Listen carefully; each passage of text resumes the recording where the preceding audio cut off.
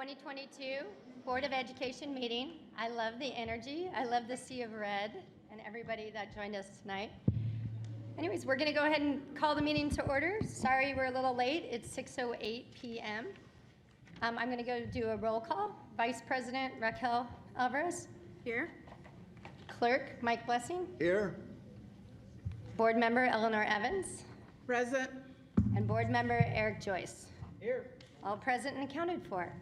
Next up is the Pledge of Allegiance. Eleanor, will you lead us in the pledge, please? Yes, and I have a request that when we do, be seated, those of you who are getting ready to stand. When we do the Pledge of Allegiance, it is one nation under God, not one nation under God. There is no comma. So way back in 1955-52, President Eisenhower made that statement. So could we do one nation under God? Please stand.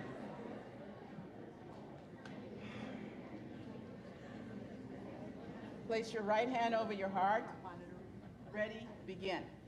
I pledge allegiance to the flag of the United States of America and to the republic for which it stands, one nation, under God, indivisible, with liberty and justice for all.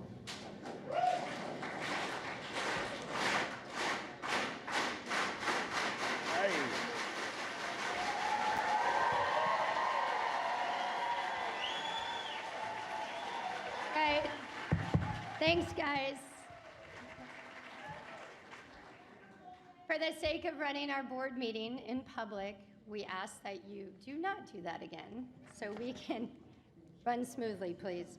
All right, moving right along to item 2D is approval of agenda. I'll call for, oh, did I miss one? Oh, I have to report out. Sorry, I missed one. Item 2C, public report of action taken in closed session. The board voted unanimously to appoint Mike Gravelin as Director of Technology. Congratulations, Mike.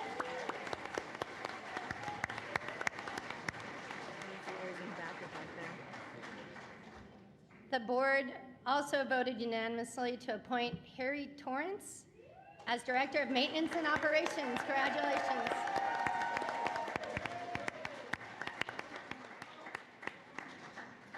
The board also voted unanimously to appoint Michael Hoke as Director of Facilities.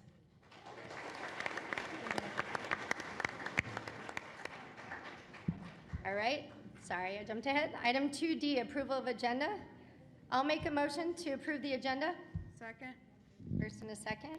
I will make a comment. I have to apologize. I left our labor partners report off of item 3, and that will not happen again. I apologize. So with the first and a second, I'll call for the vote. All in favor of approving tonight's agenda, say aye. Aye. Aye. Motion carries 5-0. Moving on to item 3A, Superintendent's Report.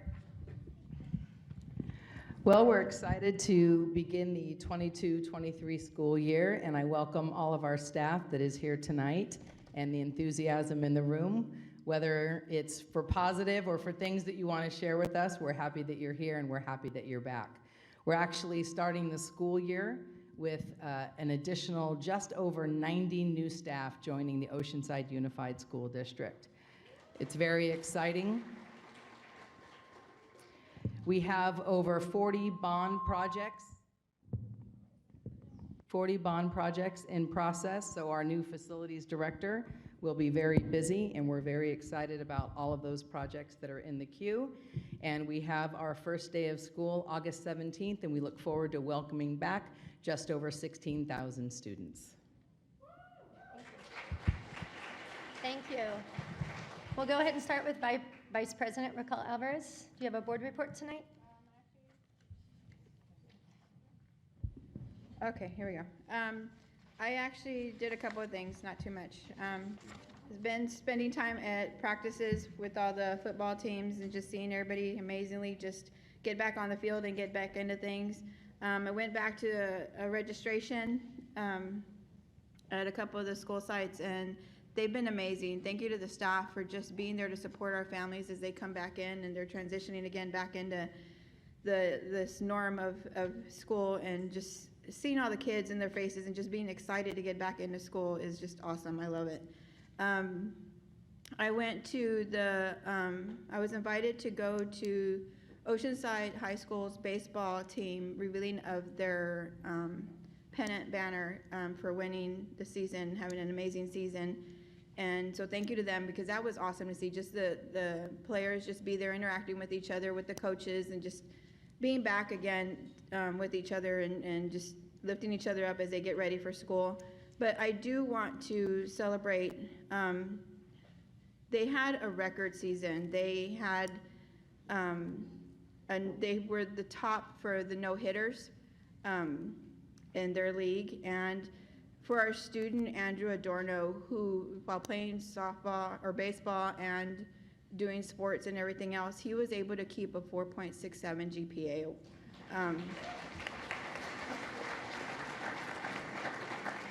So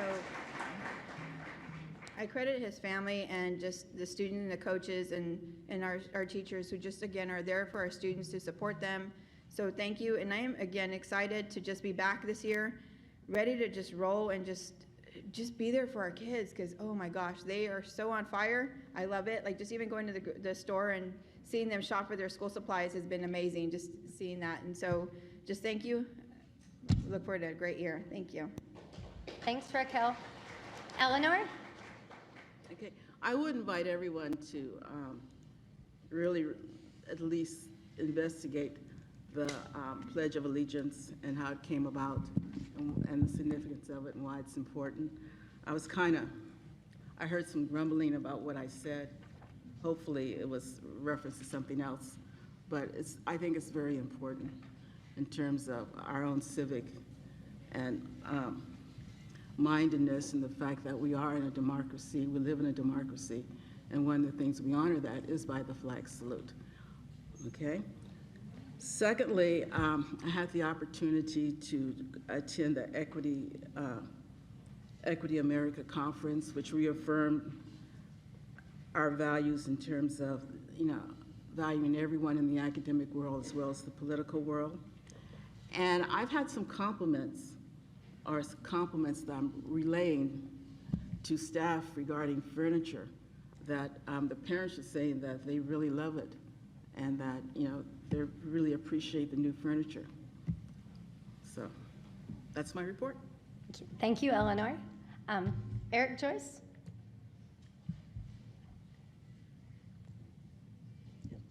I don't think I've seen a crowd this big since I first got on the board. This is something else. Good to see you. It's good to see you. Just one event to report out. My children are both thrilled to be back in school. This is my daughter's first year in TK. She is more than ready to get out of the house and stop having me be her primary teacher. We went to the Back to School, Stay in School event this weekend, which is hosted by the North San Diego County NAACP. We gave out over 1,000 backpacks. The organization is phenomenal. It's held at Miracosta, so it's a lot of Oceanside kids that come. It's just so great that we have amazing partners in the community that reach out and do that work for our kids, and they do that every year, and they've been doing that for decades. It's pretty amazing what they do. And they bring in all the resources, and just like today, everybody showed up. So the turnout was amazing. I can tell the energy is high to get back into school and see each other again. So that's my report. Thank you. Thanks, Eric. Mike?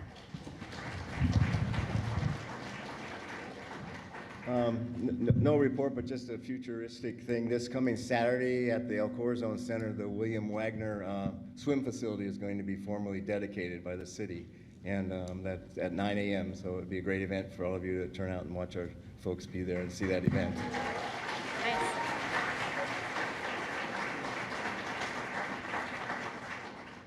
All right, my board report is short. I went over to Oceanside High School and got a warm welcome. Last night, I was in incognito, as my son would say, and registered him as a pirate, freshman pirate. So it was very smooth, and I'm very excited to have him going to Oceanside High. So I look forward. Any teacher out there that wants us to come see your classrooms and show us what you're doing, please send us an email to the board.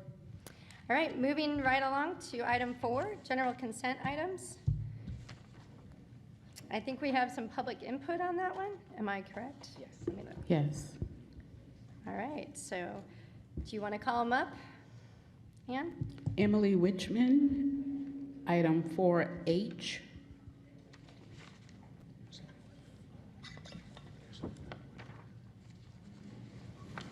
Emily, before you get started, it's good to see you. I just want to remind people when you're speaking to the general consent items, you have selected an item and that you speak to that item. So follow the rules. So thanks, Emily.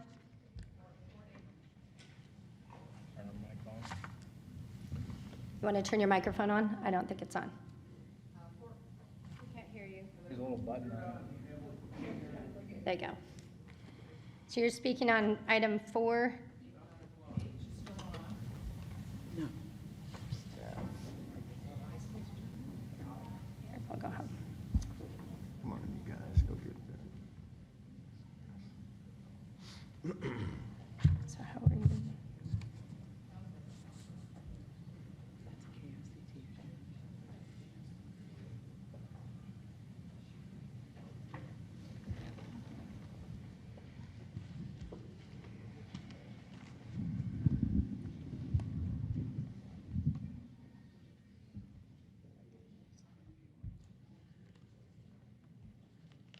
You want to give them mine? Here you go.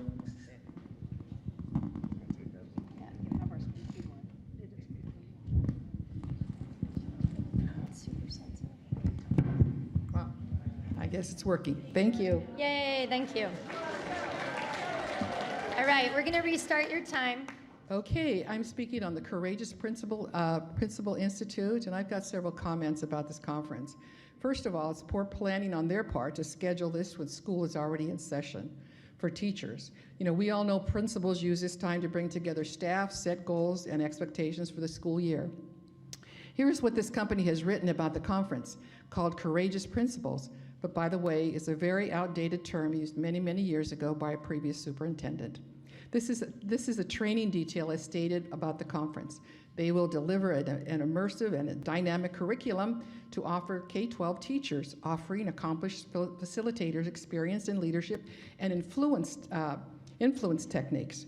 It's experiential problem-solving learning, leveraging real-life principal challenges, and expanded professional networking and team-building learning to share ideas and work together to develop collaborative strategies. First and foremost, the job of a principal is the instructional leader. I don't see any words like academic, educational, assessment techniques, or strategies. Instead, I see leadership and influence techniques and team-based listening, development, collaborative strategies, which that plan should have already been in place this coming year, for this year at the district level. I searched their website. They have a diversity, equity, and inclusion consulting services. Their leaders are experienced in human capital, financial services, and insurance, workforce transformation, especially the global talent transformation. They talk about workforce, marketplace, and society, nothing about K-12 education. As an instructional leader, the principal needs to know the data from their school, and what do they know about their students? I know superintendents who meet with principals 4 times a year to go over their stats, their scores, their programs, curricula, and plans for academic success, and make adjustments as needed. As the instructional leaders, principals coach their teachers with the help they need, teaching skills and management, classroom management when necessary. Principals make sure their school plans continue to enrich, enhance academic success for all their students. Considering the low scores of Oceanside, I'm hoping principals will get the support and the skills and the vision to be those instructional leaders in their classrooms for academics, and also the resilience for all their students in their classrooms. Thank you. Thank you, Emily. Next speaker, Rose Higuera. She will be speaking on items 4D, 4G, 4I, 4J, and 4L. So starting with 4D, it says, this memorandum of understanding is entered into and executed as of July 1st, 2022 by and between Rady Children's Hospital, San Diego Children's Outpatient Psychiatry, and Oceanside Unified School District with respect to the following matters. The parties to this desire to provide mental health services, including individual, collateral, family, and group psychotherapy services, medication support, case management, and rehab services under the early and periodic screening, diagnostic, and treatment. Funded mental health services and Medi-Cal eligible children and youth under the Mental Health Services Act. They're eligible for seriously emotionally disturbed children and youth as per MHSA target population criteria. And if you go down and you read that it's effective from July 1st, 2022 to June 30th, 2023, it says providers shall deliver services to children and youth who meet the eligibility criteria. So my concern is that we are getting into mental health and psychological services for our children. Last I checked, this was a school. So I don't know how we are now a mental health facility, a psychotherapist. This has no business in the schools. Our schools should be about reading, writing, math, bringing up those scores, which are terribly low. So that is my concern with this psychotherapy that you're trying to bring into our school system. You really don't have any business veering into something that belongs to the parents. All right, my next item is 4D. I'm sorry, that was 4D. Are we starting the clock over? Yes, for 4G. So Mercedes Love, you're the associate superintendent, and you signed off on $82,000 worth of quotes for STAR assessment and universal screening and progress monitoring for grades 8 through 12 in language arts and grades 8 through 11 in math. If you cut out the diversity, equity, and inclusion and the social emotional learning, you could really focus on teaching our kids what truly matters. I don't know why we're going to spend $82,000 on testing our kids. We already know their scores are very low in math, language, science. They're not prepared to graduate, and they're not ready for the competitive global society because we're throwing all this DEI and social emotional learning at them that which really doesn't have any place in school, in my opinion. All right, in regards to 4I, so I see that Gershon Havel, he is a UCSD math professor. You want to give him a 4-year contract to train our teachers in Math for America and pay him almost $73,000.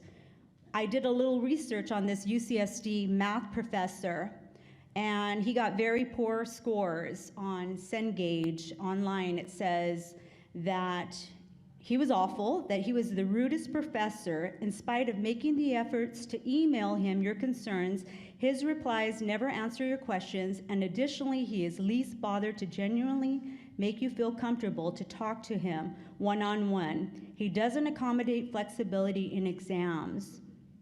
That's one person. Another one gave him a score of a 1 quality, 5 difficulty, and an awful. This person says, I took a summer class where his lectures were 3 hours of torture. He made it impossible to study in class, and I love math. And the third one, and this is just from me digging around on the internet, says he's awful. Quality 1, difficulty 4. Terrible professor, gave the class an average grade of D+ with a lower division math course. Horrible teaching, barely knows his stuff, nobody should ever take his class. So I don't know if you guys research these independent contractors and consultants or not, but just from me digging around a little bit, seems like that's a lot of money to spend on a UCSD math professor that has such low ratings. In regards to 4J, the non-public residential treatment facility in Devereaux, the Devereaux Foundation in Texas. So it looks like you're sending one special ed student They are sent to this residential treatment facility with inclusive education program with intensive mental health services, behavior intervention, counseling, and taxpayer dollars are paying $1,001 a day in inclusive education program, $243 a day in speech and language, speech and language is $100 an hour, and occupational therapy is $100 an hour. So I'm a little concerned that we're sending one special needs, special ed student all the way to Texas. Where's the accountability in that? We don't know what's happening with this child, this minor, and what are these intensive mental health services? I think we need to have more accountability in that area. In regards to 4L, again, you have the Vista Community Clinic, behavioral health therapy. There's no liability for Oceanside Unified School District. So again, you guys are veering into psychology, psychotherapy, all of this stuff on our minor children, and you don't really have a right to be counseling our children. This is a school. We need to stick to teaching them academics, the Constitution, history, relevant things that are going to help them in life, balancing a budget, balancing a checkbook, you know, learning how to be tech savvy. And that is all for the force. Thank you. Thank you, Maria. We done? All right. I'll make a motion to approve item 4, general consent items. Do I have a second? Second. Do we have any questions for staff? Regarding item J, can we explain as to why the student is going to, and what the state law says we're required to do? Excuse me, hold on, you guys. We can give an overview about how that process works without using any student names. So this, thank you very much, Board Member Evans, for the question. What we know is that students have a diversity of needs, and some students need more support than others based on their health needs, based on their emotional needs, based on their behavioral needs. And in every single school district in the country, we have an obligation to provide what is called a free and appropriate public education for students. And sometimes what happens is we don't have the services locally to meet some of the needs that students have. These are very rare cases where students have such extensive needs that we can't meet them locally. So we contract with different providers who have a different set of circumstances who can provide those services. For this particular student in Texas, as a result of COVID-19, many of the residential treatment centers here in California limited the number of available spaces for students. And we know that right now there's a resource shortage across all industries. We reached out to over 50 different, around 50 different California places to provide this child, who is a child in our community, who needs support, and they were not able to accommodate her. So we went further and we found a place in Texas that will provide this child with the services that she needs, the support she needs that we cannot provide locally. This is what we want to do. It is also a requirement of the federal IDEA and Americans with Disability Act that we do provide those services for the students. So that is why we have that service. And of course, All right, you guys, this is a meeting held in public. Can you please keep the applause down? I appreciate the energy. yeah, and of course, if we do not do that, the consequences are that we're being sued by the parent. Is that correct? We're out of legal. The most important one is the student does not receive the services that they're entitled to. So we want to make sure that they have that. All right, seeing no more questions, I'll call for the vote. All in favor of approving general consent items, say aye. Aye. Aye. Aye. Motion carries 5-0. Moving on to item 5, which is a presentation on the equity audit findings and recommendations. I'll turn it over to staff.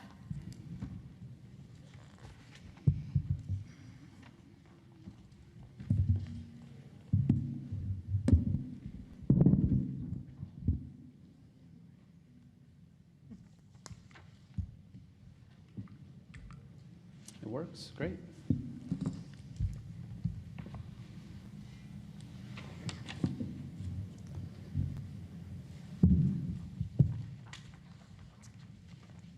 Good evening, Board President Dr. Begin, members of the Board, Executive Cabinet, and Superintendent Dr. Vitale. This evening, I'm grateful for the opportunity to share with you the findings and recommendations from our year-long equity audit in partnership with Epic Education. During this presentation, I'll outline the process of the data analysis, document reviews, team meetings, findings and recommendations at a summary level, and the potential next steps.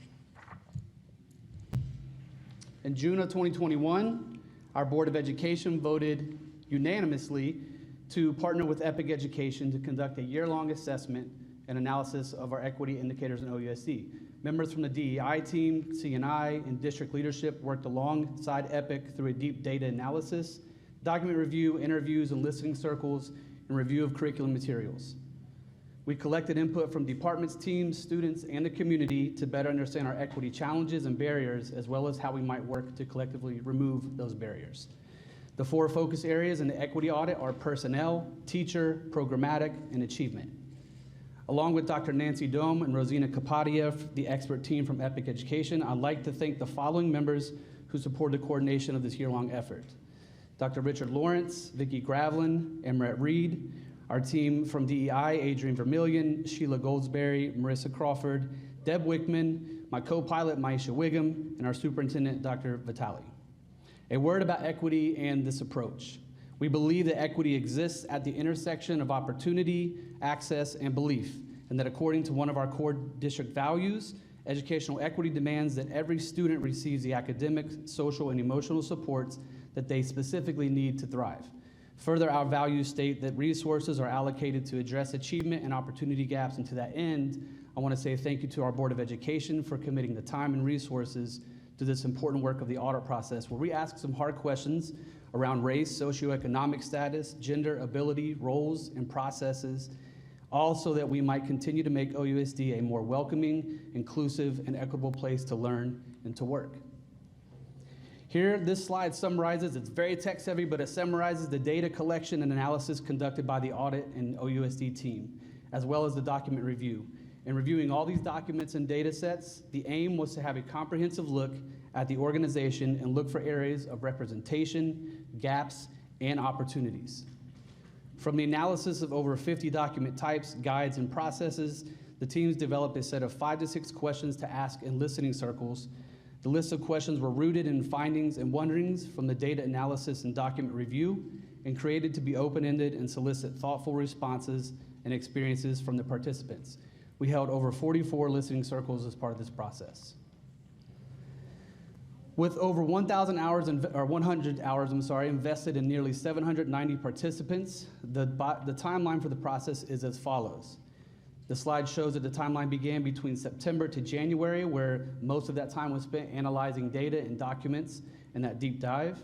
And in the end of January and all the way through May, we switched towards listening circles, where our teams were spending on the ground time in schools and with staff and with parents and guardians, where we then moved from June to July to begin drafting the report and the findings and the recommendations. The rest of the presentation that I'm sharing with you is broken up by section. There are a total of 18. In alignment with the 147-page report, with findings and recommendations for each section to follow. Any recommendations with an asterisk denotes areas in which OUSD is already making progress. First, we start with the demographics. We begin first with a study of our student and staff demographics. Oceanside, we know, is a very diverse community, while OUSD is an even more diverse community, with 75% of its student body deriving from ethnically diverse groups. Ideally, the staff would more closely reflect the racial diversity of students and families they serve. The classified staff appears to be more closely aligned with student population. The admin staff are also relatively diverse, with 46.4% identifying as ethnically diverse, which is 13% higher than our state average, and reflects a continued commitment to ensuring admin staff is reflective of the populations we serve. Certificated staff racial makeup, however, highlights an area in which continued attention is required, whether it's in the form of actual diversifying through hiring processes or focused professional development to ensure that our predominantly white teaching staff can be successful in serving our diverse student body. Some recommendations include providing cultural competency, awareness, and sensitivity training for our staff, providing SEL and other curriculum, as well as determining strategies to utilize the diversity that exists within our classified staff already. Turning to chronic absenteeism, in this section we look at chronic absenteeism through the lens of the state to get an accurate picture of how OUSD compares. When it comes to student groups, OUSD is below the state average until we look at socioeconomically disadvantaged and students with disabilities. As noted, due to OUSD's higher number of students that fall in these two categories, we'll have to continue to actively focus ongoing support for both populations. Further, in review of our data, we see that we need to pay particular attention should be placed on Hispanic, Latino, Latinx population to determine the causes of chronic absenteeism, which is higher with that group. Some recommendations include determining the root causes of chronic absenteeism in identified groups, and also identifying any overlap between student groups and finding overlying issues among those. Turning to suspensions and exclusionary discipline, based on the information collected from the state, OUSD suspension data at first glance appears to be very close to the state average.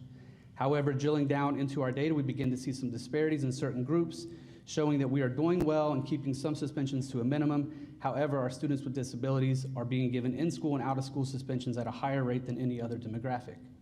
Some recommendations here include improving accuracy of a centralized reporting system, ensuring all of our staff fully understand an MTSS and its processes at each tier, and implementing restorative practices throughout OUSD with fidelity to the program outline and goals.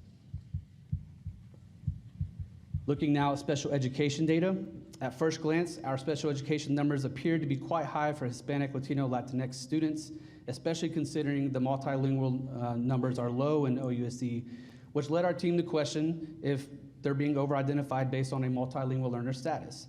Add that speech and language impairment designations are also high for that same group, it becomes clear that a review of student IEPs is in order. Many factors potentially play a role in the over-identification, including testing bias and discriminatory assessment. Research demonstrates that multilingual learners with the least amount of support are most likely to be referred to special education services. Some recommendations here include IEP writing through the lens of implicit bias, training for special education and general education teachers together to bridge any gaps, specifically focused on second language acquisition theory and how to serve students who are culturally and linguistically diverse in their classrooms. Continuing with our bilingual and multilingual learner data. This data was requested to get a sense of English language learners, or what we are referring to as multilingual learners, population in OUSD. Specifically, the number of students in the variety of languages spoken. It'll be necessary to pay attention to the small subgroups in each of those to ensure that they and their families are getting the language support that they require.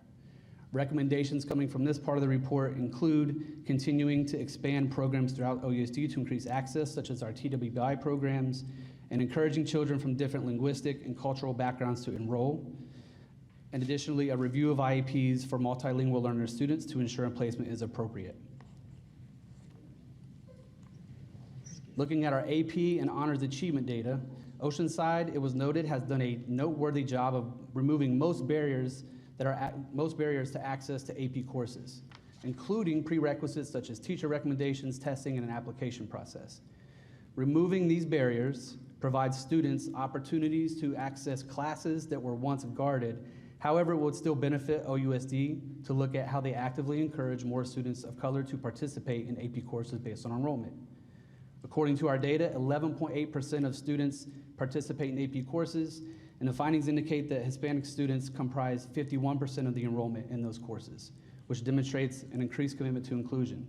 While our white students make up 18% of the district average, but have a higher AP participation rate at 25%. And it's also noted that while Asian students make up 3.3% of our total population, they comprise 8.6% of the AP honors student enrollment. While this is favorable to our white and Asian students, it would benefit OUSD to look closely at how racial identity sets up expectations about who can and or should be involved in achievement courses. Noticeably absent from this data was data for our Black and African American students. Some recommendations include supporting counselors in identifying own implicit bias in order to understand how they may play a role in students and the students they encourage to take higher level courses. Also looking at the same enrollment for AP without The other is factors of SPED, 504, and multilingual learners to avoid duplicated enrollments. Looking now at our graduation in A through G findings. For a student to leave OUSD, there are 3 potential pathways: an A through G track, also known as college career readiness, a non-A through G track for students with disabilities only based on grade in a course, and certificate of completion for students with moderate to severe disabilities. According to OUSD data, 2019-20 dropouts were reported as follows: 47% white, 47% Hispanic, 6% African American, for a total of 32 students who dropped out. Within that data, special groups broke down as follows: 31% of those who dropped out were students with special needs or multilingual learner students.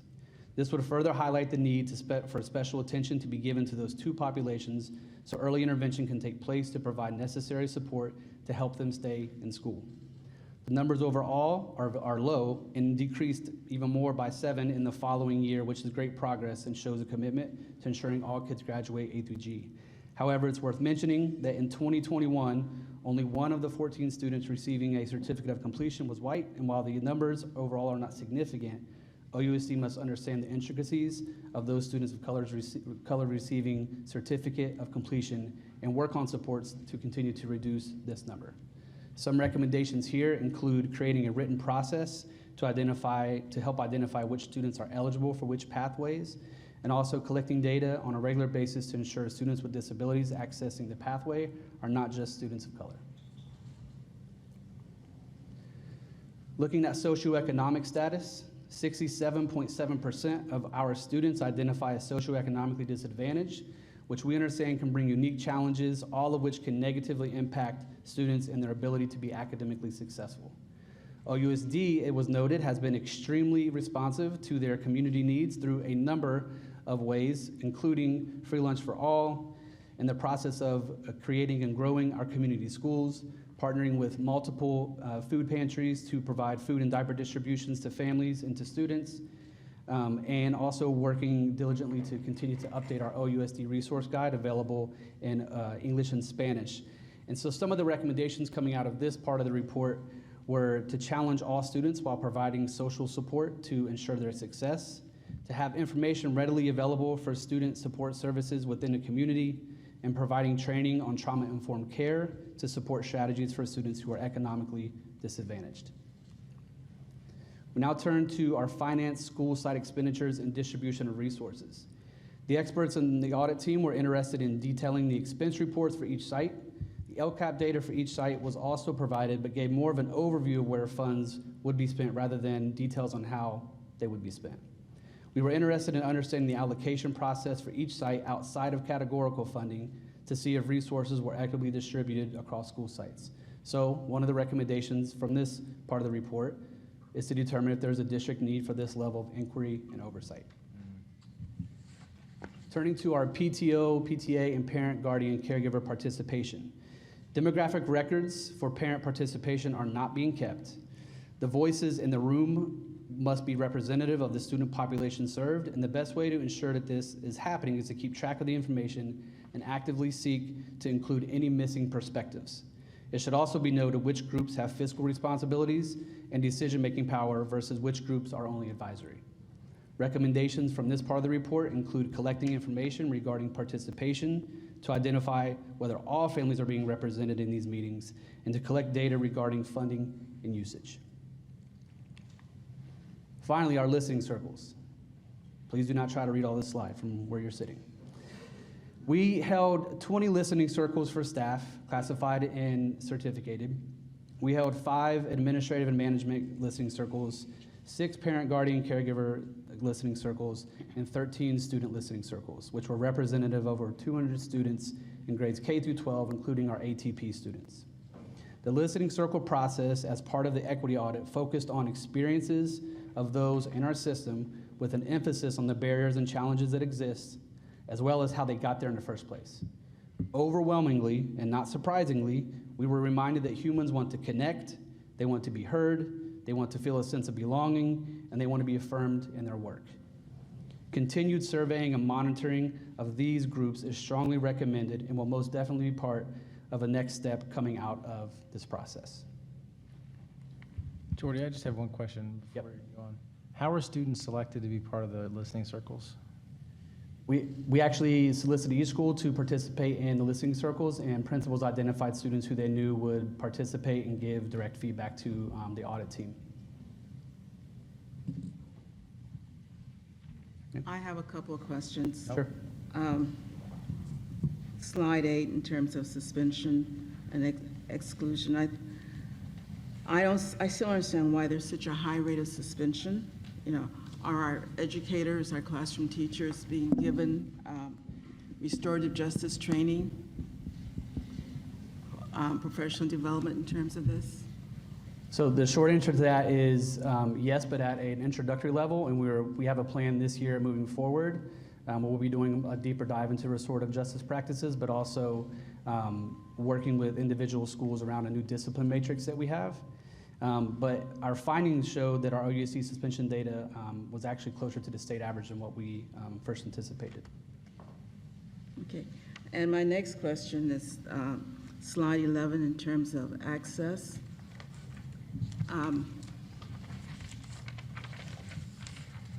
Have we strategized, brainstorm how we can encourage our Black and Hispanic students to be more actively and successfully involved in AP and achievement honors classes?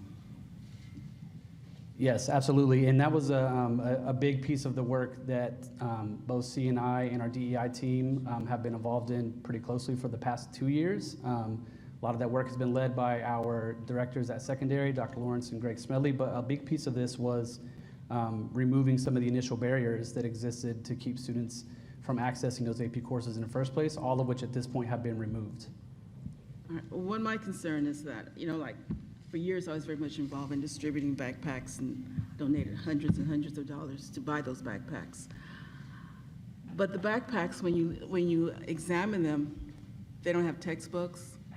You know, they have a cell phone, whether it's an Obama cell phone or what, they have a cell phone. They do not have the school supplies. And it's really a situation of what does the student value, what does the home value? And we have a huge job in educating parents that the priority needs to be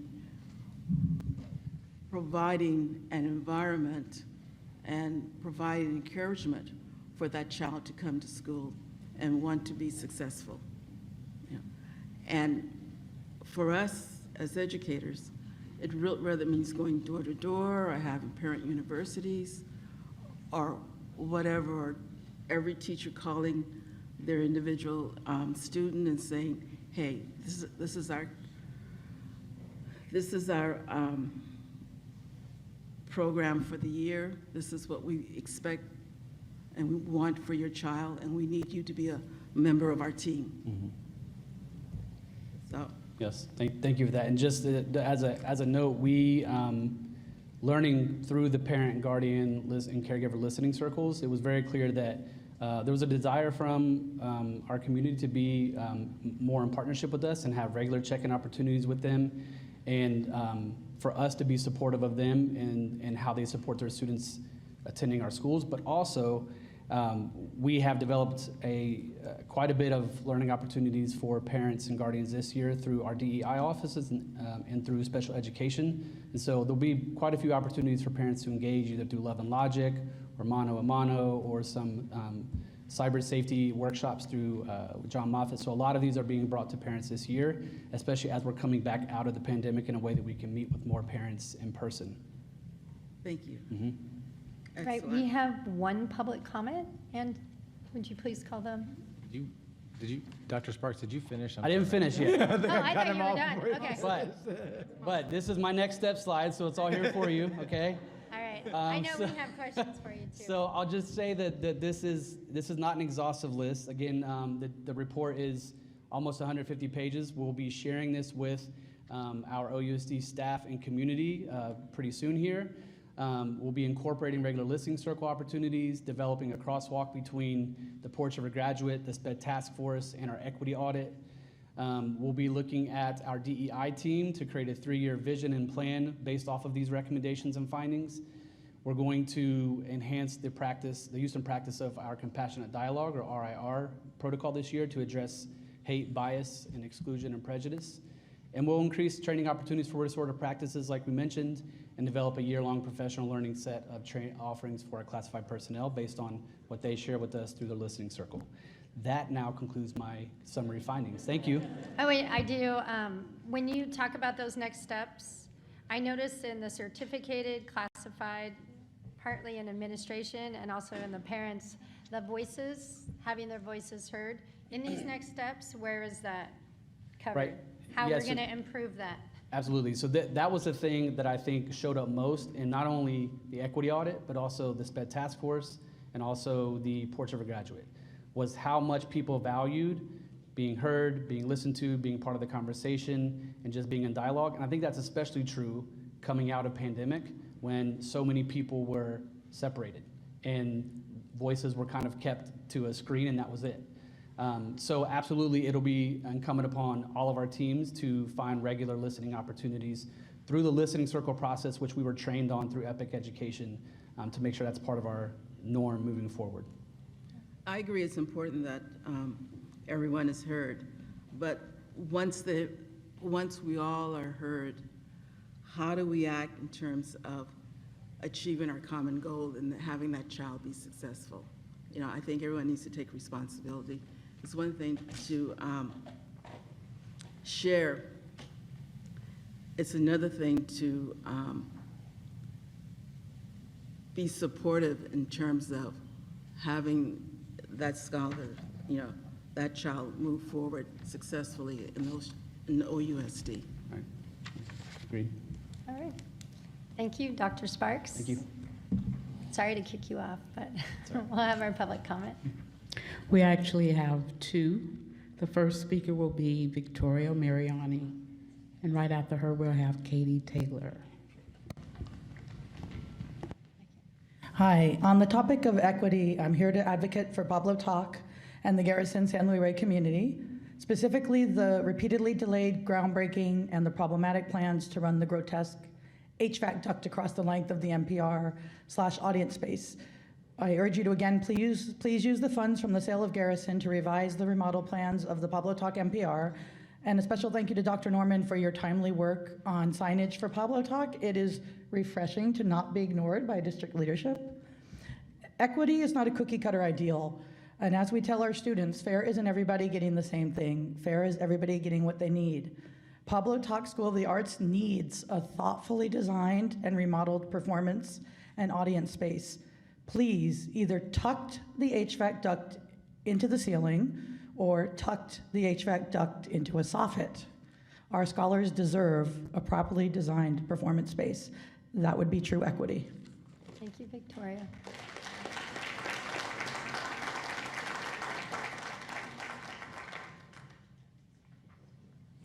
Okay, good evening. Equity audit. Okay. The definition of equity is to make everyone the same, it appears in this presentation, which is impossible. You can't make everybody same, have the same. As much as the Marxists want us to just click our heels and believe, yes, it can be true. Why I'm so relieved, the school board and teachers have a plan to develop equity, help achieve the golden promise. All they have to do is help their students find out their true gender. Why waste time learning to read and math when there are bigger, more important equity goals? Based on the forms from the San Diego Unified School District, I'd like to read for you. School staff shall not disclose information that reveal a student's transgender status or gender nonconforming presentation to others. Therefore, given the sensitive nature of the information, when speaking with parents, guardians, and other staff members and third parties, school staff should not disclose a student's preferred name, pronouns, or other confidential information pertaining to the student's transgender or gender nonconforming status without the student's permission unless otherwise authorized. So the success of the plan, it's clear, just cut out the parents. They're in the way, they don't need to know. But then it hit me. I have no idea of the gender of our esteemed school board? How can we proceed as a team and help promote equity when I have no clue on your gender? I would certainly never judge your gender on your hairstyle or your clothes. Please enlighten us. Transgenders everywhere. The board is pressing students to dig deep and find their gender. You can lead the way. And I have the forms here for you that you can fill out, easy to follow, so we know who you are. And to show you what a team player I am, I'm going to start. Definition of a female, relating to or being the sex that has the capacity to bear young or produce eggs. Yep, that's me. I'm a female that bears children and produces eggs. Now, why don't you all tell us what your gender is? You're pressing kids on it, pressing them every day to try to find their gender. You tell us yours. All right. All right, we turn to board comments, questions on the equity audit findings and recommendations. Yeah. First of all, I want to thank everybody in the team and everybody that participated in the listening circles. These are the kind of conversations that are really important for us to have honestly and openly so that we can make significant and long-term progress in our district together. So I really do want to say thank you to everybody who participated. To that end, there are a lot of things. The report it's dense. It's 147 pages. It's really detailed. A lot of the really strong. Some of it was really hard to read, frankly. When you read what the student listening circles brought back. We talked a little bit about APs. I saw that in some of the listening circles, there were students who said they were discouraged over and over again to take AP courses from counselors, and then they took them anyway. This is not across everybody, but these are things that we need to work out together. And I think for me, it's really important that we come back and have a conversation very soon with a more in-depth look at what we have in front of us. There are a lot of recommendations, and those aren't actions. So I'd like to get to the place where we see what are our year one actions? What are our year two actions that we're going to make progress? We cannot possibly do all this in 1 or 2 or 3 years. This is a long issue for us to work on together. I also would love that conversation to constructively have more voices in it. We had a lot of the high schools that had 10 students in their listening circle. If they were handpicked by the principal, maybe they were more participative, but it's not necessarily ones we really need to hear in this space too. So I like that I heard that we're going to continue listening circles. I would really like numbers, like when are we going to have listening circles, where are they going to be at, how are we going to get more voices into those spaces. We talked a lot about parent participation. This is something that we have been talking up here a lot about, and I know it's been a really hard couple of years to do it. But parent participation is, yes, taking courses like Love and Logic, but it's also having a voice in the direction of your school, an active voice in the direction of your school. And when you bring parents in who want to participate, which they're clearly saying they do, we have to find formal ways for them to be involved. And school site council in those areas are really good ways to do that, but they have to be informed, they have to be supported by the district. I've talked to parents who've reached out and they didn't know what to do with their PTOs because they'd never done a PTO before, and there's a lot of support that needs to happen when it comes to making space for our people to participate. Again, this felt like a drive-by, and I know that you can't read off a 147-page report to us, but I would really like to schedule a workshop in the next couple months to go into more detail about the recommendations and what the actions look like over the next couple years. So that's my feedback. There's a lot to get through. All right. Raquel? I just want to thank everybody that, again, like Eric said, that participated in these committee meetings and these just different sittings that they had with our students and our staff.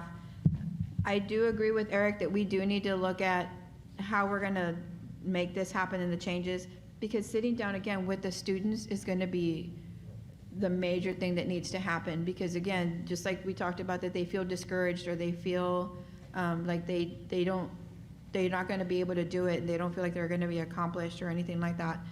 Finding what we need to change, or even just the verbiage of just being able to communicate with them differently is going to be huge.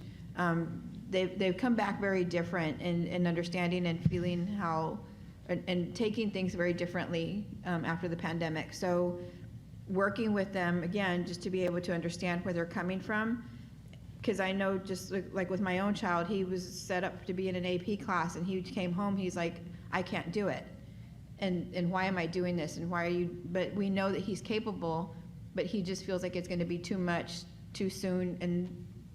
But we know that it can happen, because we know that there's a support. We know that the support is there at our schools, but they don't know that yet. Like, they haven't figured that out yet, and they're not seeing it. So there's a different way that we can get that to them, to see that within those little small talk groups with the students at the school sites, that we have, that because it's a safe space, right? We want them to know that their school sites are their safe space, where they can come, they can talk, and they can speak freely. So letting them know that those spaces are there, so that they can have this communication, so that we can get it back to the support staff at our school sites, or even to their teachers, because they feel more comfortable talking to their teacher than they do their parent at times. Then letting them know that that space is there. So again, just being able to get that support that they need to be able to accomplish, so that they leave here accomplished and successful, because ultimately that's the ultimate goal with every student, right, that we have here. So finding that space and that way to be able to make it happen, I think is only going to happen if we can be able to communicate or have these discussions further than where this is. I mean, I looked at this, like Eric said, and it was just like, okay. Light summer reading. Yeah.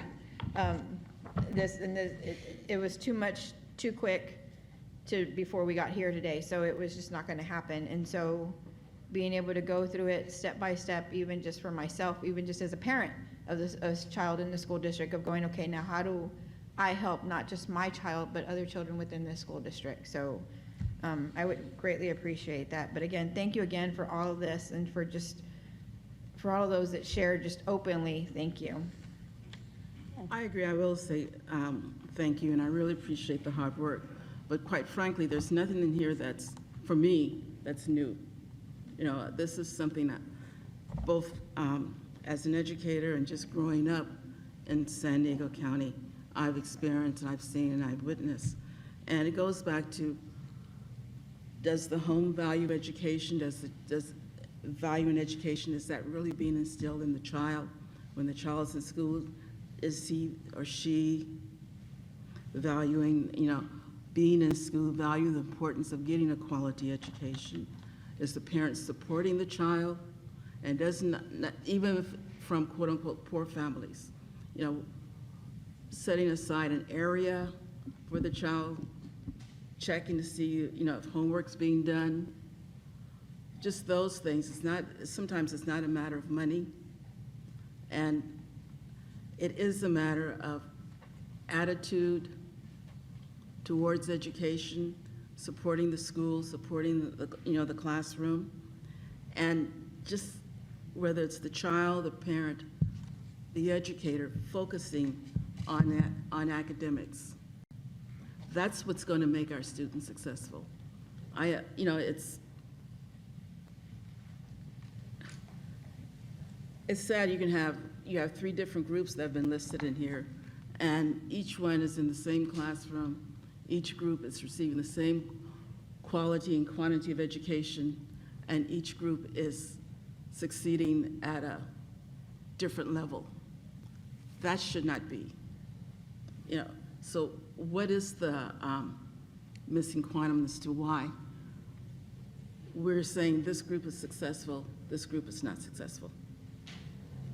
And I'll stop there. Thank you, Eleanor. All right.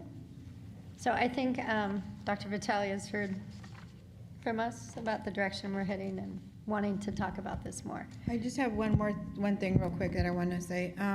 Just as a reminder for all of our families here and at home, with schools getting back again, everybody has their Chromebooks and you're checking out your Chromebooks. Just remember that if you don't have Wi-Fi we do have hotspots, so you just need to go to your school sites and get your hotspots so that you have them for your children, so that they're able to do their homework, and get online for anything that they need for their extra things that they have. So just remember that we do have those at your school sites to check out. Thank you. Thanks. So do All we have right. an estimated time we can come back and do a workshop? I think we have to look at the Yeah, calendar. we'll look at the calendar and determine. Sooner rather Is than that later. something that the majority of the board would like? Can we push this forward in terms of a workshop? I think of all the things we have to do and things that we need to do, maybe we should push this forward, okay? At least until January, February or so. So we had 3 yeses? Yeah. Sooner than that. Mike, you're up. Mike's on Oh, I it. call a workshop? We would love more Yeah, time, so the Okay. more time we have, the better, and it gives everyone the opportunity to read the report. Yeah. And we've given information on what we're going to do moving forward, and so we do have a plan moving forward, as highlighted by the recommendations, and next steps. That works for me. All right. All right, moving right along to item 6, personnel. Item 6A, the approval of revised class specification, benefits manager. Thank you, Dr. Begin. For this first item here, we have a vacancy in the benefits manager position and are currently doing a recruitment. We've taken the opportunity to update the job description, which is here for board approval. All right, do we have any questions for staff? I'll make a motion to approve. I'll second. We have a first and a second. All right, seeing no, I'll call for the vote. All in favor of approving item 6A, say aye. Aye. Aye. Motion carries 5-0. Moving on to item 6B.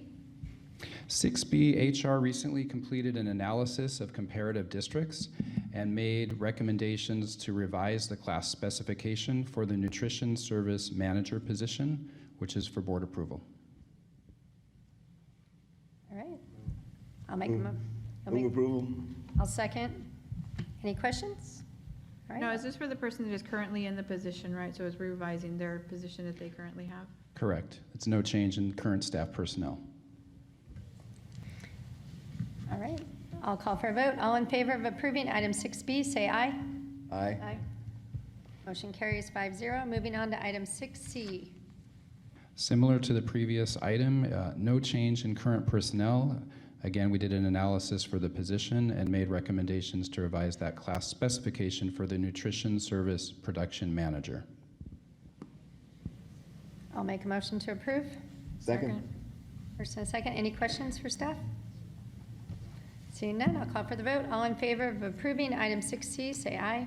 Aye. All right, motion carries 5-0. Moving on to item 7, curriculum and instruction. Item 7A is a public hearing for the Williams settlement legislation. I'm announcing the opening of this public hearing at 7:11 p.m. Do we have any public comments? All right, we have no public comments, so I am closing it at 7:11 p.m. Moving on to item 7B, the adoption of resolution number 2 for the 2022-23 school year, the Williams settlement legislation determining sufficiency of instructional materials. Yes, Oh, we got a presentation. Great. We can move. I'll let her talk. Go for it. It's a standard item. so this is a standard item since 2002. I'm sorry, 2000. We've had a lawsuit that makes sure that we every year certify that we have sufficiency of materials, that we have teachers assigned in the correct way, and that our school facilities are in good repair. And we're happy to report that we do have that this year. Move Congratulations. approval? I'll second. Any questions for staff?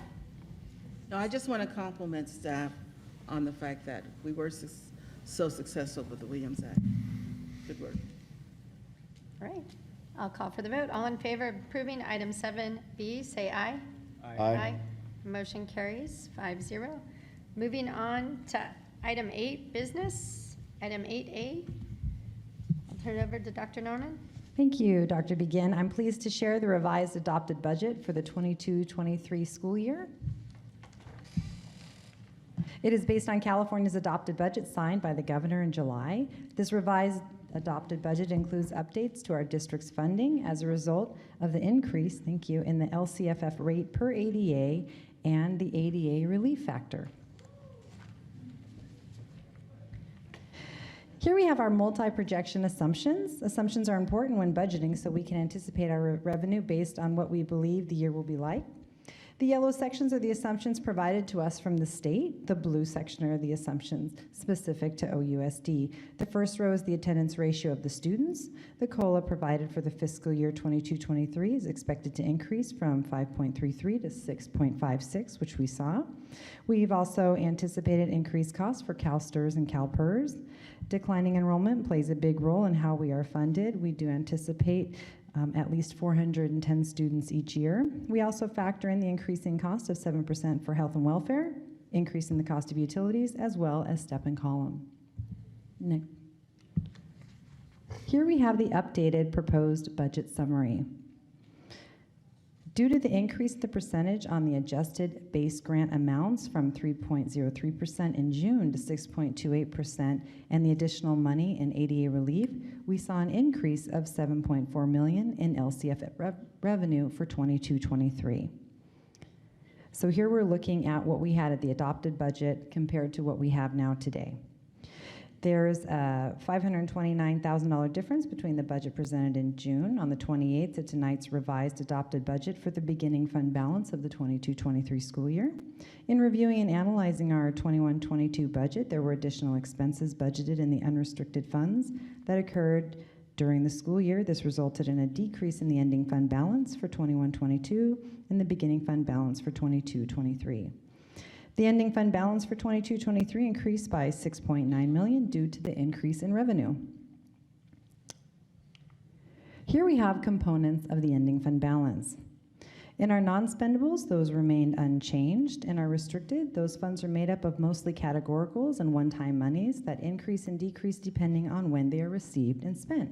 There's a $74,000 difference between the proposed budget presented in June and tonight's revised adopted budget.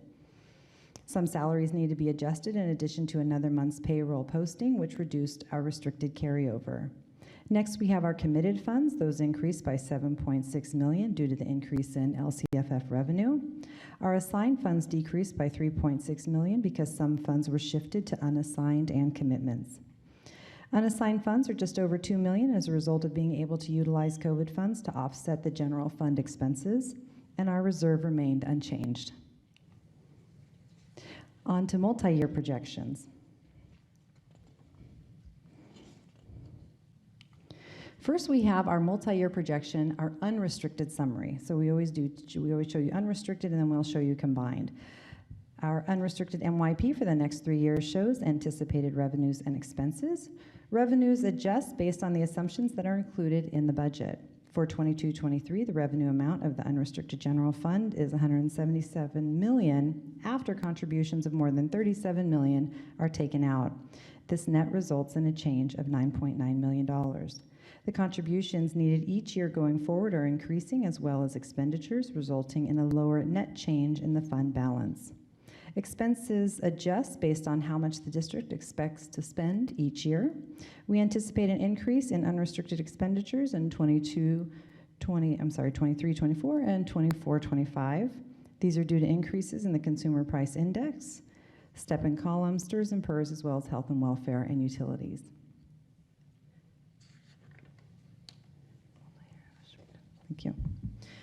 The ending fund balance becomes the beginning fund balance for the next fiscal year. Because we don't need any additional funds to meet the reserve, we are able to successfully meet our obligation for the next 3 years, resulting in a positive budget. The state requires districts the size of OUSD to maintain a reserve of at least 3%, but not more than 10%. The 3% is calculated on expenditures on the combined summary. So now let's look at the combined summary. The MYP combined summary brings together both the unrestricted and the restricted budgets. For revenue, we budget both what we anticipate to receive as well as spend. This also includes the decrease in ADA and COLA in addition to COVID funding falling off. For expenses in 23-24, the expenses go down because of fewer COVID expenditures from the previous year. We also make our last CERT payment in 22-23. In 24-25, expenses increase slightly due to consumer price index, increases in health and welfare, step and column, and utilities. In the net change, you can also see the deficit spending taking place as our net change in fund balance decreases significantly in 24-25. For the ending fund balance, that is plus or minus the difference between the total revenues and the total expenditures. Then we have our non-spendable and other commitments, and that's anything prepaid such as contract, OPEB, committed funds, revolving cash in stores, supplies in our warehouse that are given out to departments and charged at that time. We also have the adjusted ending fund balance. That is the difference between the ending fund balance minus the restricted amount and the non-spendables and other commitments. We have no reductions needed at this time, and again, the reserve of 3% is calculated on the expenditures on the combined summary. So actions to ensure fiscal solvency: continue collaborating with the San Diego County Office of Education, closely monitor student enrollment and adjust staffing accordingly, reduce staff as funding timelines expire, for example with restricted funds, titles, grants, and COVID money, evaluate health and welfare costs, identify possible reductions in contracted services, and continue to incorporate updated revenue and expenditures as they become available for current and multi-year projections. The information I'm giving you tonight is based on our most recent information that we have on hand. However, the LCFF calculator has not been published yet. And so when we meet again in December, which will be here before we know it, we will see some changes as a result of the new calculator. Thank you, Dr. Norman. Does anybody have any questions or comments? Comment for the state: it's really not fun building a budget around a calculator we don't even have. It's ridiculous. Unfortunately, that's what we're in. Just around declining enrollment, I again continue to advocate for us to bring families and communities into the school. New families that are new to the community oftentimes don't know how amazing our schools are and the work that's being done. So the more that we can do to bring people in, to bring folks in that aren't familiar with the great things that the people in red shirts do, we should. All right, any other comments? Good news. It is good news. I'll make a motion to approve. All right, we have a first and a second. I'll call for the vote. All in favor of item 8A, say aye. Aye. Motion carries 5-0. Thanks for the hard work, Dr. Norman. Moving on to item 9, diversity, equity, and inclusion.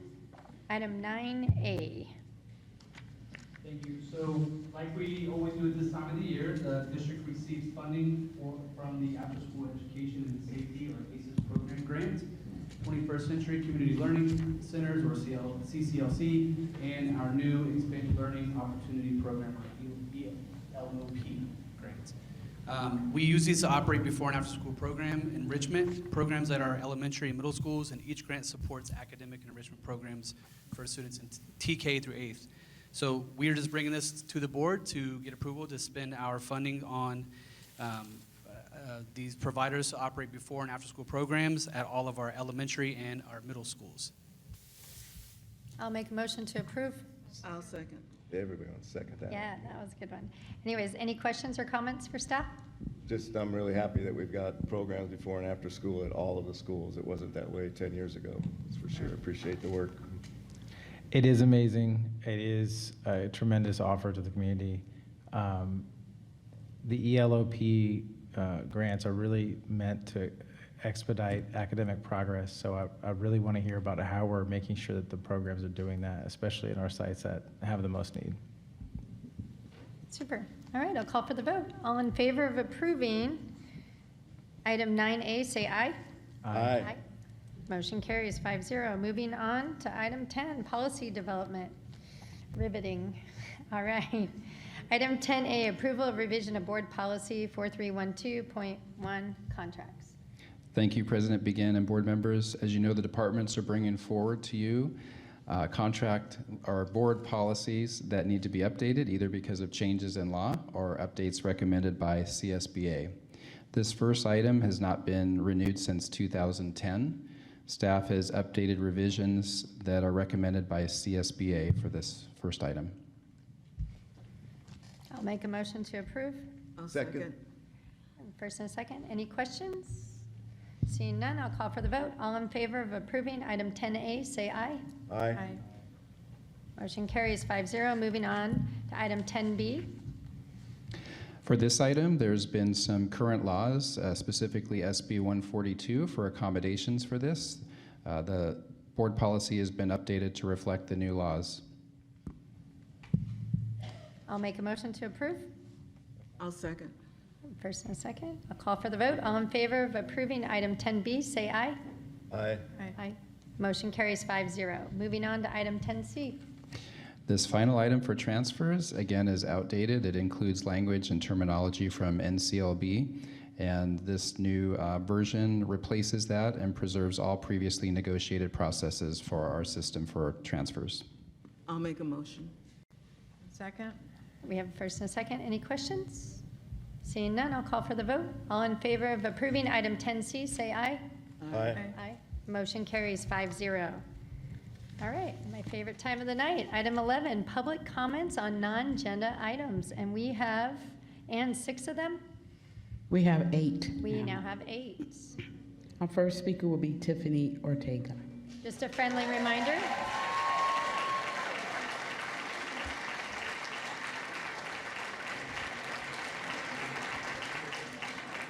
All right, before you go, Ms. Ortega, just a friendly reminder for the 7 other speakers as well. We have a total of 3 minutes per speaker. It's really hard for us to hear if you're clapping, cheering, making noise, and being disruptive. So if we could hear the speakers and give them their 3 minutes, that would be appreciated. And before I start personal privilege, I just want to say, do you guys know that we have more than 2,000 years of experience in teaching in this room? So thank you guys. It's amazing. Amazing. All right, go ahead. Good evening. I am Tiffany Cooper Ortega, president of OTA. And while I was at CTA's President's Conference this summer, CTA's mission statement caught my eye. CTA exists to protect and promote the well-being of its members, to improve the conditions of teaching and learning, to advance the cause of free, universal, and quality public education for all students, to ensure that the human dignity and civil rights of all children, youth, and adults are protected, and to secure a more just, equitable, and democratic society. Wow. That mission statement is well-crafted, and people way smarter than me wrote that. It caused me to reflect on the progress that the association and the district has made together that address the very goals highlighted in the mission statement. So while there, I talked with many chapter presidents, and they shared their struggles in their district. Not that I am competitive, okay, I am, but the whole time I heard those stories from their district, I kept thinking, I know we're better than that. Some talked of district leadership that fails to recognize or appreciate them as not only labor partners, but partners in the profession, partners that should be consulted regarding curriculum, policy, direction, and here we are. We're better than that. Some spoke of struggles to connect with stakeholders in their community and of their burgeoning desire to explore the idea of community schools, and here we are. We're better than that. Some spoke of difficulties motivating and engaging their members, and here we are definitely better than that. Some leaders spoke of deteriorating workplace conditions and tenuous professional relationships that make it hard to attract new teachers and to retain their expert practitioners. And here we are better than that. Finally, some shared ideas and strategies, how they have to fight tooth and nail to convince their district that they deserve that cost of living increase included in the historically robust California budget. And here we are, and sincerely, I hope we are better than that. Witnessing these conversations solidified my belief that we are the best district in this state. We work with the most supportive community. Our students are simply amazing with all of the talent, intelligence, empathy, insight they possess. And our staff are among the best educators and support personnel in the state. Because following the path blazed by former association leadership, the tenacity of our members, and the collaboration of district leadership, we have made a commitment to work together to honor, leverage, and respect each other's expertise and experience in order to achieve a shared goal, to provide solid, quality instruction for all students in Oceanside. And honestly, it doesn't get better than that. Thanks for your time. Thank you.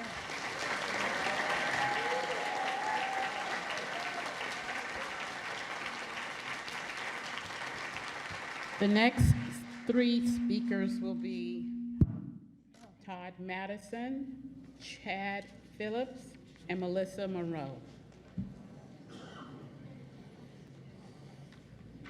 All right, Todd. shall I start?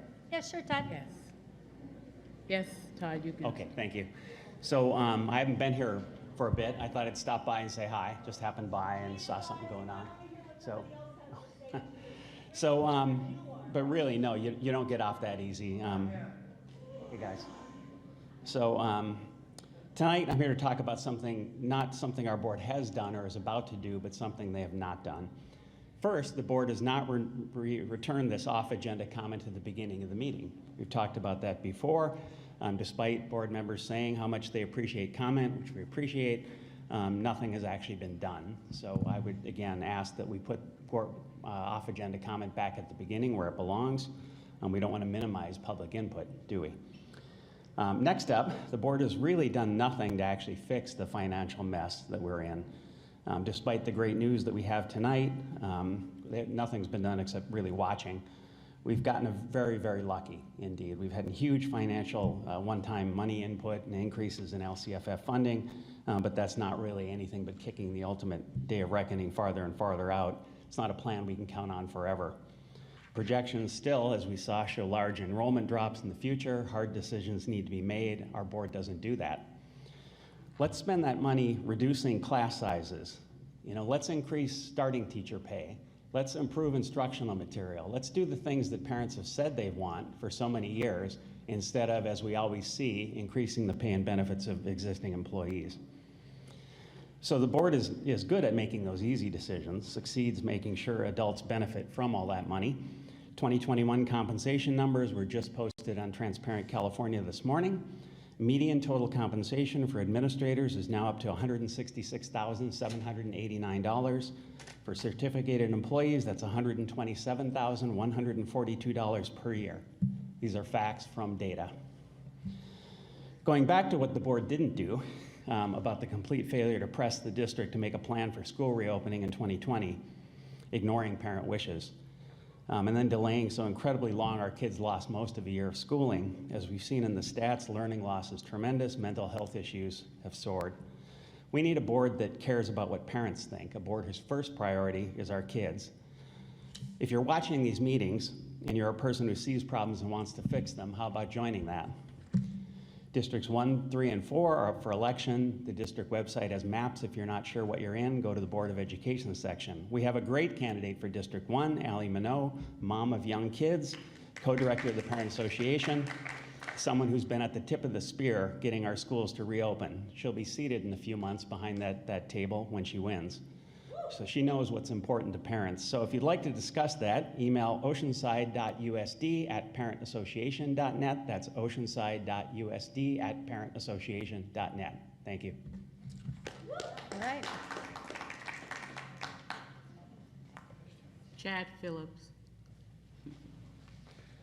Good afternoon, everybody. I'm here today to bring about awareness. I'm very concerned about the safety of my kids and the faculty at the schools here after the massacre last year in Texas.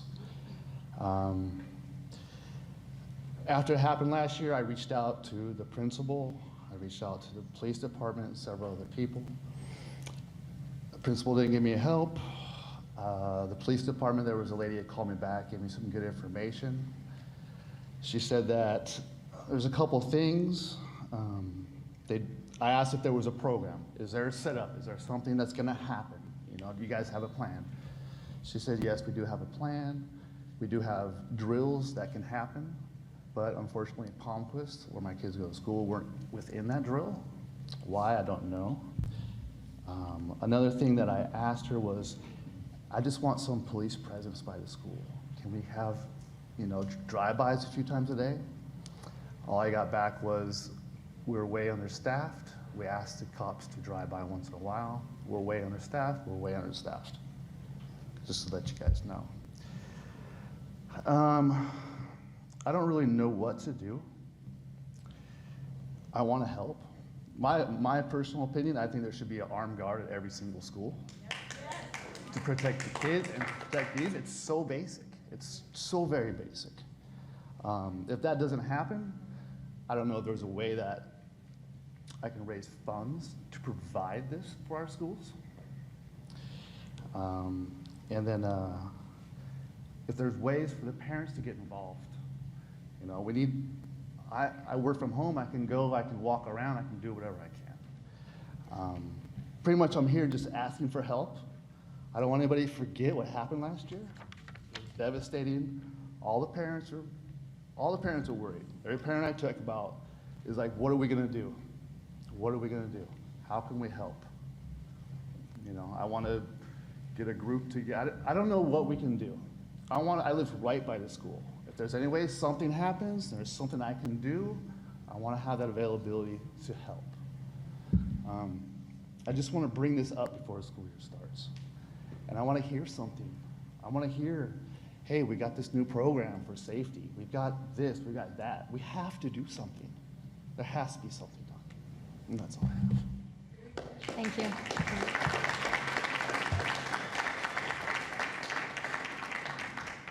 Alyssa Monroe. Hi, I'm a teacher at North Terrace, and I'm here today because I'm actually really upset about the fact that we didn't have a say, and you guys were talking about that today, about how we don't get a say, or we want to hear our voices. Well, I'm here for that today. I felt like the furniture was forced upon us. We had no say, and I would have clearly said, I don't want the furniture because I had flexible furniture. What I really wanted is to have all that money that went to putting in that furniture to go to our playground. And Ms. Saluski passed out all the pictures of our really deplorable state of playground that we have. So out of all the items there's 9 structures. 5 are unsafe and 4 are just taking up space. Sorry, 5 are usable, the other 4 are just there taking up space. If you take a look at the pictures, you'll see that this playground is in a really bad state. Now, I'm not really quite sure why we weren't asked what we could do with these funds, because I know my colleagues here, they would have said, I don't need the furniture, I would like our playground to get fixed. Because we think of kids first, that's what we do. And we've been dealing with this playground for a very long time. I want to say it's been broken for about 4 years. So my question here and my voice to be heard is, why was our playground fixed? Why did the money go to furniture that I don't need? I already had flexible seating in my classroom. I had cubby spaces, and now I have to deal with this furniture. I don't even have room for it in my classroom. I have 6 shelves that don't fit into my class. So what am I supposed to do with that? I wish, if I had my wish, I could sell it and put that money toward fixing our playground. So we have a student that cannot use her arms. Now, she was in my class. She can't access any of the playground. All of the playground is climbing structures and swings, which you need your arms for. So she was going through with me and she was saying, you know, I said, what can you do on this playground? Let's look at what we can do for you. She said, there's no slide, there's no stairs. Do you know how disheartening it is to be a teacher and to tell a student, I'm sorry, you can't play on the playground? This isn't gonna work? She did a great job making it work, you know, playing with the kids as best as she could, but it was heartbreaking for me to watch. That could have been fixed with stairs and a slide. Yeah, I'm almost out of time. So the PTO moms came to you guys, or came to somebody from the district and said, we would like to fix the playground. This is how much money we've raised. The district said, no, you gotta raise $300,000 to fix this. That's not even attainable for us. That's why I'm upset about the furniture. That money could have been used to fix the furniture. Thank you.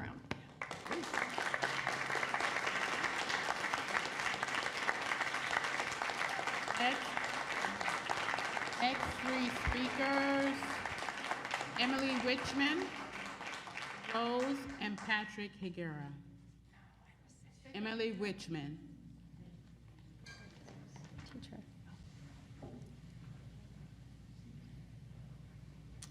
I urge the board to reinstate public comment at the beginning of the meeting as it has been for decades. Your message to parents, the public, and the teachers is that you do not want to hear from them. You'll just as well have them get tired of waiting and waiting to address the board and leave. In the past practices, the OUSD school board meetings, before public comments started, the president instructed the public who spoke to wait to hear if the board has any direction to the staff about their concerns. Now, present practices for public comment is that the board president immediately adjourns the meetings after the last speaker, giving no chance for you board members to comment, give directions, to fully use your position, your authority, and your responsibility to the public who voiced their concerns, like the mother and the son who broke our hearts with their tragic story. Let me quote from the policy, from the board policy manual, board bylaw 9323, meeting conduct at board meetings, public participation at the board meetings, number 3. Without taking action, board members or district staff members may briefly respond to statements made or questions posed by the public about items not appearing on the agenda. Additionally, on their own initiative or response to questions posed by the public, board members or staff members may ask for clarifications to make a brief announcement or make a report about their own activities. Furthermore, board or board members may provide a reference to staff or other resources for factual information. Ask staff to report back to the board at subsequent meetings concerning any matter and address action directing staff to place a matter of business on the future board agenda. I urge you to move the public comment at the beginning of the meetings and instruct the public to wait for your comments and direction using your authority and your responsibility to the community and the taxpayers of Oceanside. Thank you.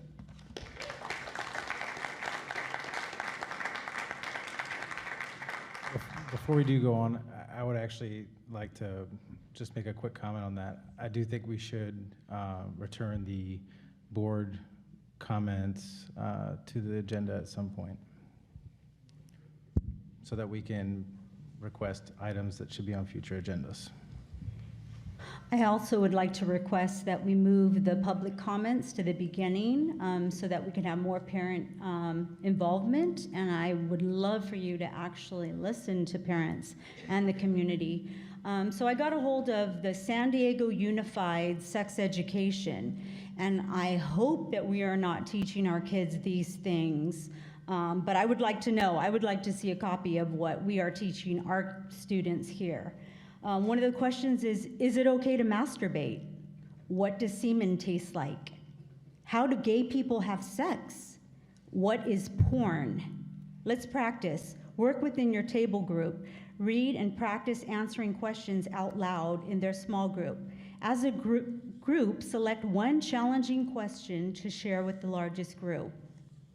So if you do a little research, you find out that this sex education is the organizations behind this curriculum are GLSEN. It is the leading national education organization focused on ensuring safe schools for all students, regardless of sexual orientation or gender identity/expression, and Advocates for Youth. Advocates for Youth champions efforts that help young people make informed and responsible decisions about their reproductive and sexual health. Advocates believe it can best serve the field by advocating for a more positive and realistic approach to adolescent sexual health.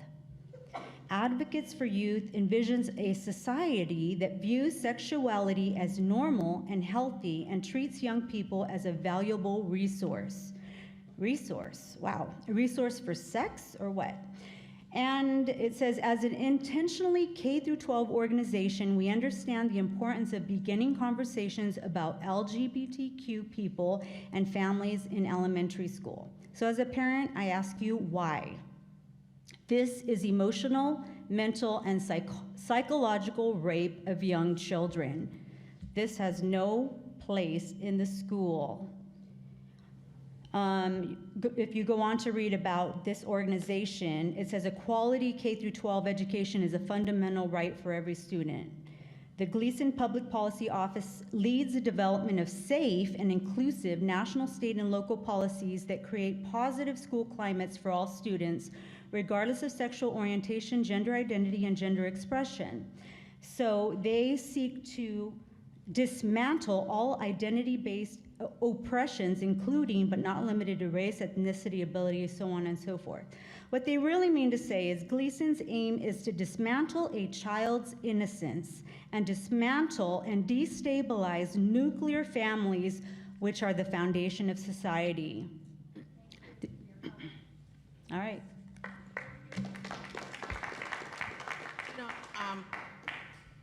Even though we've already had someone to violate the Brown Act, I just want to say something. We are not San Diego Unified School District. We are Oceanside Unified School District. And yes, we have made drastic changes. Thank you. Hey, I'm only following precedents. I Thank want to you. make sure he gets his time. Okay, thank you. So this is from niche.com. I'm going to throw some numbers at you guys. It says 698. This is from niche.com, school districts in California.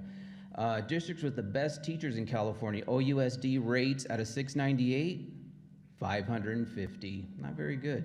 Best school district in San Diego area. This is the area. 17 districts were pulled. OUSD stands 13th out of 17th.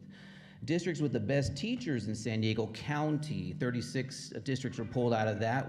Out of 36, we are 29. Percentage of OUSD students proficiency in reading, 45% of OUSD. State average is 51. How about math? OUSD student proficiency in math percentage is 36%. State average is 40. What are you guys doing? You guys are in charge of these numbers. That's what we keep talking about. Get the scores up. And we've told you over and over, we've asked, not told, well, we've kind of told you, but we've asked over and over again, get the scores up. OUSD school district graduation rate, it's 87%, has dropped in the last 5 years. It was 89% 5 years ago and is steadily decreasing. School should be about reading, writing, arithmetic, U.S. history, U.S. Constitution. We do not have invisible borders, Mr. Joyce. You know, we're the United States of America. We do not have invisible borders. We want you to teach traditional family values. I think what the problem with OU people is you don't listen. You don't listen to the teachers. You don't listen to the parents. You don't listen. So, you know, you guys are like a fire alarm. You know, the fire alarm goes off and it makes me get out of my house to go and assess the issue.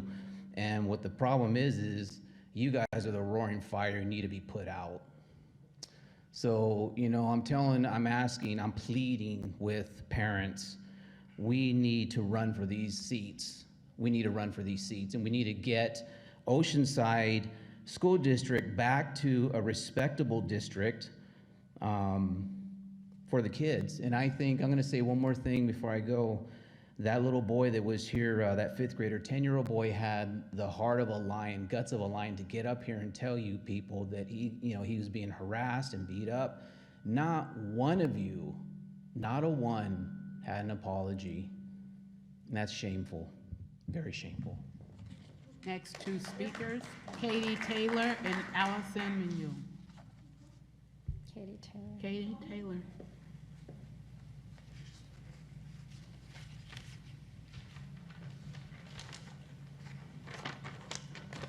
Okay, I don't know if Cynthia Ortega is still here, but this comment is directed to her. She represents what the problem is in this school district. Your comment's directed to us. Okay, but she's a teacher, right? But you direct Okay, your I'm comments to the directing to you. I hope Cynthia Ortega can hear me. The teachers, through the teachers' unions, have lost focus. Why, the gentleman who just read the stats, he's telling you what's wrong with Oceanside Unified School District, and it seems you don't care. What the teachers behind me and the teachers who walked out because they lost interest should care about is the graduation levels and the school scores, and Oceanside is pathetic. And I don't know why they're patting themselves on the back with those kind of school scores. The other thing I want to tell you, if you had any integrity, nobody, Stacy, Eric, nobody who's working for the California Teachers Association, nobody who's affiliated with the California Teachers Association, any teachers association, or a school teacher should sit on the school board. You are compromised. You cannot vote in the best interest of the schools or the school children because you're beholden not to them. You are beholden to teachers' unions, and you should never be allowed to sit on that board.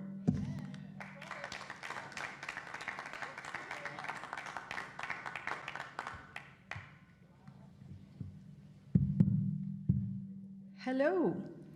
I hope to work with you all here in the near future. My name is Allison Minot. I'm a wife and a mother of 2 in the Oceanside Unified School District, ages 9 and 12. And I am a parent. I am living proof of what is happening in this school district. I feel it at home, let me tell you. I hope to make change in this school district by hoping to ensure our school board is more open to parent and community discussions in the best interests of our students and families. To improve the quality of education by providing students with the right tools in reading, math, science, U.S. history, the arts, and please do not give up our sports such as surfing. I don't think so. I'd like to also help and push for the fiscal responsibility to assure that parents that OUSD will make their children's education their first priority. We know that you all have been in a deficit for several years and you only have COVID funds to bring you up. Where did all those funds go? Again, I am a parent living in the past couple years advocating. I advocate and am also a founding member with the Parent Association, and I also work with Let Them Breathe and I'm a team member, volunteer. Recently went up to Sacramento, and let me tell you, I know firsthand, officially, sadly and scary, the dire straits of our education system in California. It is really, truly scary and sad. Makes me want to pull my children like that. But I'm going to fight for them, and I'm going to fight for the families of this district. I have a form here from the City of Oceanside Jobs Housing Balance Report, April 2021. One of the most important implications around the central importance of talent is that community amenities and attractiveness matter a great deal for Oceanside that offers both opportunities and challenges.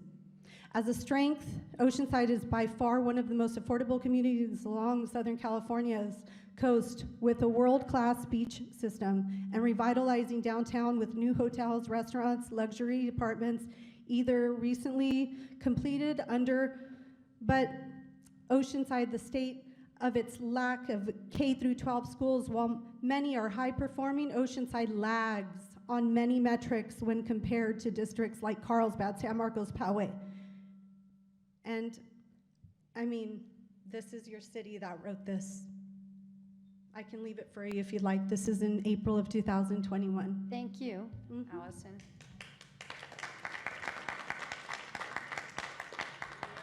All right, that concludes public comment this evening. Meeting is adjourned at 7:52 p.m. Thank you.